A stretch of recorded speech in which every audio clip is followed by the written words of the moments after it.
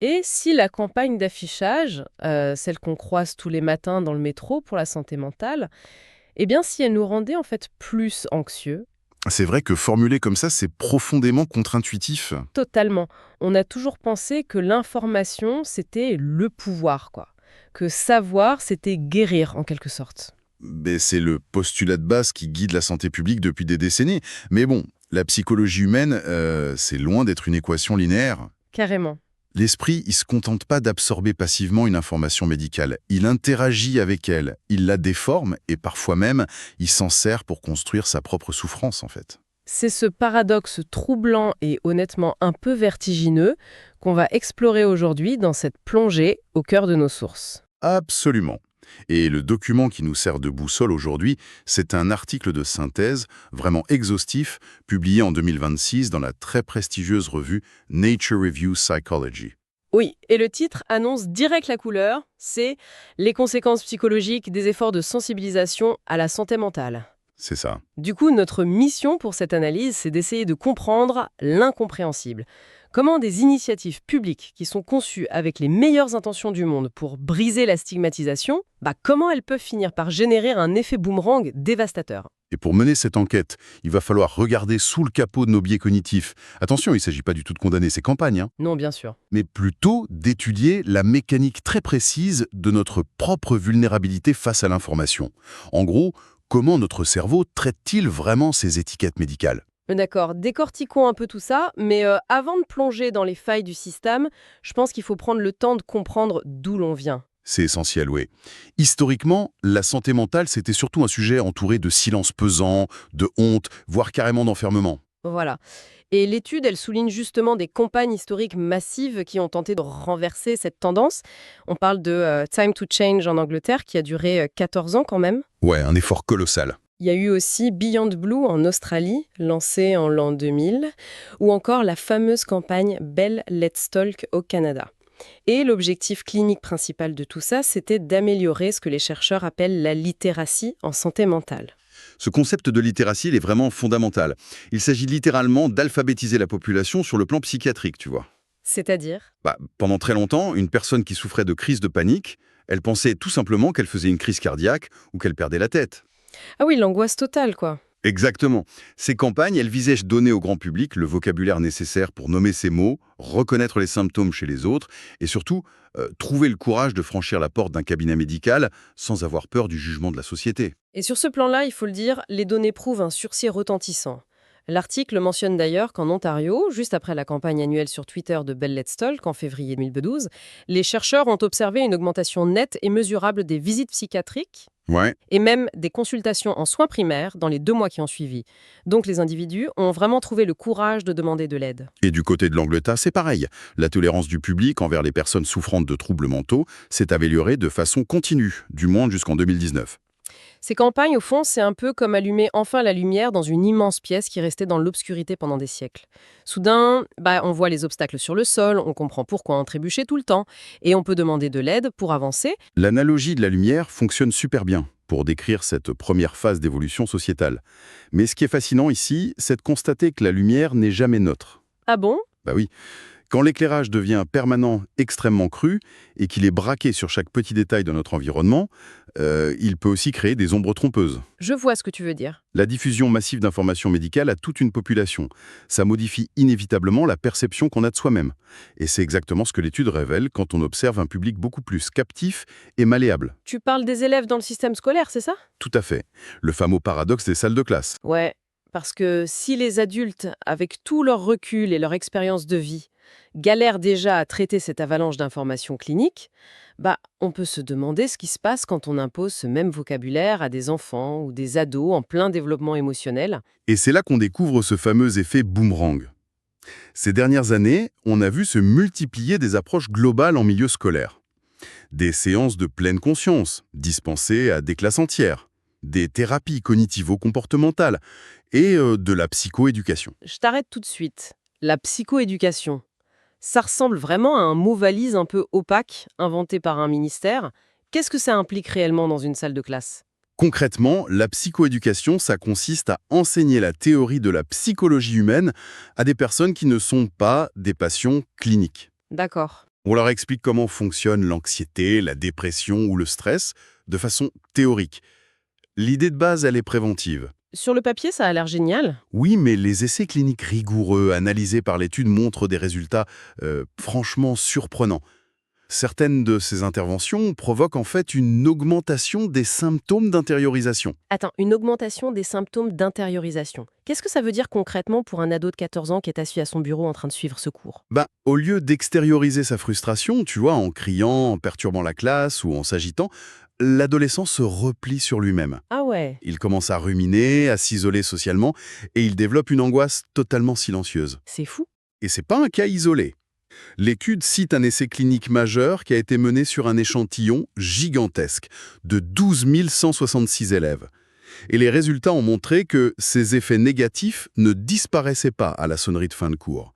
Ils persistaient entre 9 et 12 mois après l'intervention. Mais comment c'est possible en fait? On entend constamment, genre partout dans les médias, que la méditation et la pleine conscience sont universellement bénéfiques. Comment le simple fait d'apprendre à observer ses pensées peut-il réellement aggraver l'état d'un élève? La logique m'échappe un peu là. C'est vrai que c'est troublant.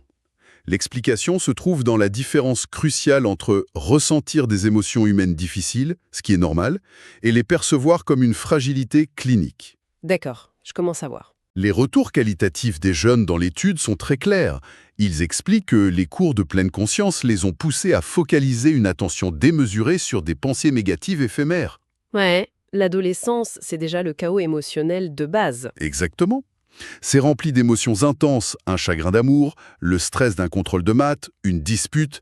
En enseignant à ces jeunes à scruter la moindre baisse de morale à travers un prisme clinique, on transforme une émotion humaine ordinaire en un symptôme pathologique. Donc on ne leur donne plus le droit d'être simplement triste ou stressé, on leur demande carrément d'évaluer si cette tristesse est le signe d'un trouble psychiatrique sous-jacent. Précisément. C'est l'installation d'une hypervigilance. L'étude montre que certains élèves ont même rapporté s'être sentis obligés de fouiller en eux-mêmes pour trouver un traumatisme à partager en classe. Oh waouh! Ouais, finissant parfois en larmes ou ressentant un malaise profond face à la pression du groupe. C'est ce qu'on appelle la victimisation ou la surmédicalisation du stress quotidien. Ce qui nous pousse du coup à examiner le rôle central des mots qu'on emploie. Parce que si l'on apprend aux gens à scruter leurs pensées de cette manière, comment cela modifie-t-il leur façon de nommer leurs propres souffrances? C'est une excellente question, et c'est là qu'intervient l'hypothèse de l'inflation de la prévalence. C'est-à-dire l'idée que ces efforts de sensibilisation poussent les individus à interpréter une détresse légère comme un véritable problème de santé mentale. Voilà. En linguistique et en psychologie, ce phénomène porte un nom très précis, c'est le concept creep, qu'on pourrait traduire par l'élargissement sémantique. Le périmètre d'un mot clinique s'étire jusqu'à englober des réalités de moins en moins sévères. L'article cite une expérience assez parlante là-dessus, non? Ouais, une expérience remarquable avec le mot traumatisme. Des chercheurs ont fourni à un groupe de participants une définition très large du mot. Ensuite, on leur a fait visionner un extrait de film violent. Ok, classique. En comparaison avec un groupe contrôle, ces participants ont massivement qualifié le simple fait de regarder ce bout de film d'événement traumatique. Mais attends, ressentaient-ils vraiment un traumatisme sur le plan physiologique? Genre, est-ce que leurs réels symptômes de stress étaient plus élevés? C'est là toute la clé de l'étude. Absolument pas.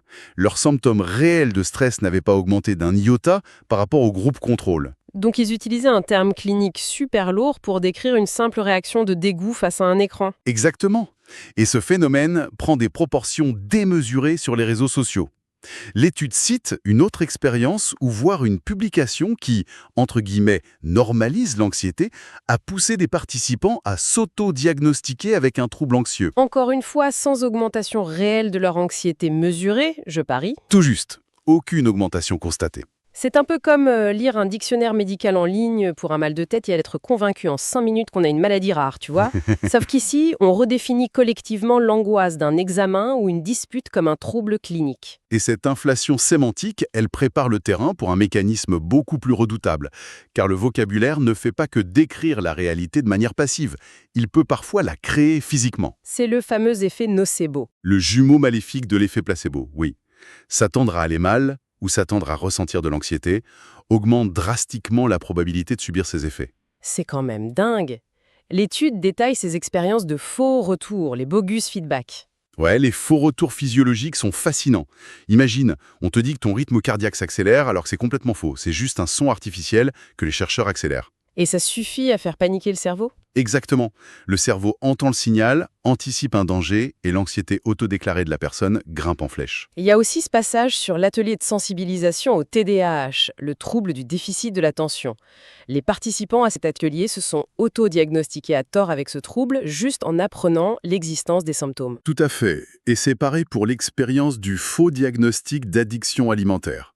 Les chercheurs ont fait passer un test bidon à des femmes et on leur a affirmé qu'elles présentaient une forte tendance à l'addiction alimentaire. Alors que c'était faux. Totalement inventé.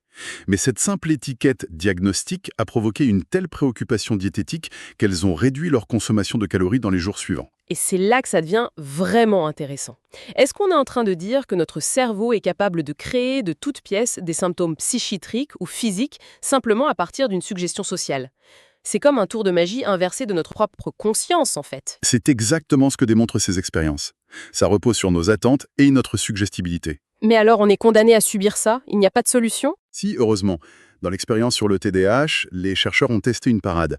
Éduquer les gens sur l'existence même de cet effet nocebo a permis de réduire de moitié les faux autodiagnostics. Ah oui, juste en leur expliquant le piège, ça désamorce le truc. Voilà, moitié moins de faux diagnostics. C'est rassurant. Mais ça soulève une autre question, parce qu'on n'est pas tous égaux face à cette suggestibilité. Et notre exploration se penche justement sur la population la plus vulnérable à ces suggestions, les adolescents. Ben oui, l'adolescence est par définition une période de développement de l'identité. Et aujourd'hui, cette quête, elle se déroule très largement en ligne. Ce qui crée ce que l'étude appelle le risque d'adopter une persona malade, ou unwell persona en anglais. Exactement. C'est le fait de s'approprier un langage psychiatrique pour se définir soi-même et pour communiquer avec ses pairs. Ça devient presque un outil de sociabilisation. D'autant plus qu'il y a l'effet du messager, le fameux messenger effect. Si j'ai bien compris, l'étude montre que plus on apprécie un influenceur sur les réseaux sociaux, plus on a tendance à s'approprier son diagnostic. C'est ça. C'est ça. Si ton influenceur préféré parle tout le temps de son trauma ou de son TDAH, la probabilité que tu t'identifies à ce trouble explose. Et ça va au-delà d'Internet. L'article mentionne cette étude colossale sur la contagion sociale menée sur plus de 700 000 jeunes. Oui, les chiffres donnent le vertige. Cette étude a révélé qu'avoir un camarade de classe diagnostiqué avec un trouble mental en classe de 3e, ça a augmenté significativement le risque de recevoir soi-même un diagnostic plus tard. Alors, qu'est-ce que tout ça signifie au fond? C'est comme si, au moment précis où les ados essayent frénétiquement différentes tenues pour voir laquelle correspond à leur personnalité, l'algorithme ou leur environnement social leur tendait une blouse d'hôpital. Et certains décidaient de la porter tous les jours pour exister socialement, en fait. C'est une métaphore très juste, et cela soulève une question cruciale sur la manière dont les messages de sensibilisation sont perçus différemment selon notre état psychologique préalable. C'est-à-dire? Souviens-toi de cette autre étude citée, où une publicité d'utilité publique sur le soutien aux amis, un truc très bienveillant à la base, a en fait fait se sentir plus mal les personnes qui avaient déjà des symptômes dépressifs. Ah oui, parce que voir une représentation de l'amitié idéale, ça leur rappelait violemment leur propre solitude. Exactement. Le message conçu pour aider a finalement remué le couteau dans la plaie. Du coup, comment on fait le grand bilan de tout ça? Comment on équilibre les bénéfices indéniables des campagnes avec ces risques culturels et psychologiques bien réels? Pour synthétiser ces informations paradoxales, l'étude propose 3 scénarios possibles après l'exposition à une campagne de sensibilisation. La figure 1 de l'article l'illustre super bien. Le premier, c'est le scénario positif. Ok, celui où tout se passe comme prévu. Voilà. Diagnostic précis, la personne obtient une aide efficace et ressent un soulagement. La campagne a fonctionné à merveille. Ensuite, il y a le scénario ambigu. Oui, là, le diagnostic est précis, la personne a identifié son problème, mais elle se heurte à l'impossibilité d'obtenir un rendez-vous à cause des temps d'attente interminables en psychiatrie. Ça crée une impasse et parfois une angoisse supplémentaire. Tu sais ce que tu as, mais tu ne peux pas te soigner. L'enfer. C'est ça. Et enfin, le scénario négatif. C'est le cœur de notre discussion. Le diagnostic est inexact à cause de l'inflation sémantique, ce qui pousse la personne à la rumination et à l'exacerbation de symptômes qui, à la base, étaient juste du stress normal. Mais l'étude fait quand même une distinction hyper importante avec l'encadré 3. Le contexte culturel joue un rôle massif là-dedans. Absolument. Il faut bien garder à l'esprit que la majorité de ces recherches sont actuellement très concentrées sur les pays occidentaux à haut revenu où on est noyé d'informations. Oui, parce que dans les pays à faible revenu, la réalité est tout autre. L'étude rappelle que là-bas, la stigmatisation est encore sévère et la littératie très basse. Exactement. Si l'on relie cela au contexte global, dans ces pays-là, les bénéfices d'une sensibilisation agressive surpasseraient probablement largement les risques de surmédicalisation. Finalement, c'est comme n'importe quel traitement médical de masse. Si on ajoute du chlore dans l'eau de la ville, ça sauve des millions de personnes du choléra, sans aucun doute, mais ça peut irriter la peau de quelques-uns. Le défi semble être de trouver le dosage parfait. C'est une bonne comparaison.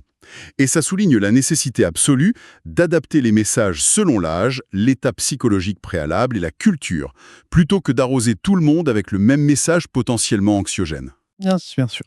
Bon, on arrive à la fin de cette analyse et pour faire une petite synthèse de notre parcours, on est parti des campagnes bienfaisantes visant à briser les tabous pour finalement découvrir les mécanismes complexes de l'effet nocebo, l'élargissement des concepts cliniques et l'impact fulgurant de la contagion sociale chez les ados en quête d'identité. Ouais, un panorama fascinant de la psychologie humaine. Mais pourquoi cela compte-t-il vraiment pour quiconque écoute cette exploration aujourd'hui? Parce qu'on est tous exposés quotidiennement à des contenus sur la santé mentale en ligne. Prendre conscience de notre propre suggestibilité, c'est sans doute le meilleur moyen de protéger notre hygiène mentale. C'est clair. Filtrer l'information, c'est se protéger soi-même. Et pour clôturer cette discussion, il y a une réflexion inédite qui me vient et qui prolonge un peu le document source. Si notre esprit est si malléable et si suggestible qu'il peut générer de la détresse simplement en apprenant l'existence d'une maladie, pourrait-on utiliser exactement la même architecture virale et les mêmes algorithmes pour concevoir une contagion positive? Imaginez un réseau social dont le seul effet secondaire inattendu serait de nous transmettre involontairement une profonde résilience. De quoi y réfléchir à deux fois la prochaine fois qu'on scrolle sur son téléphone.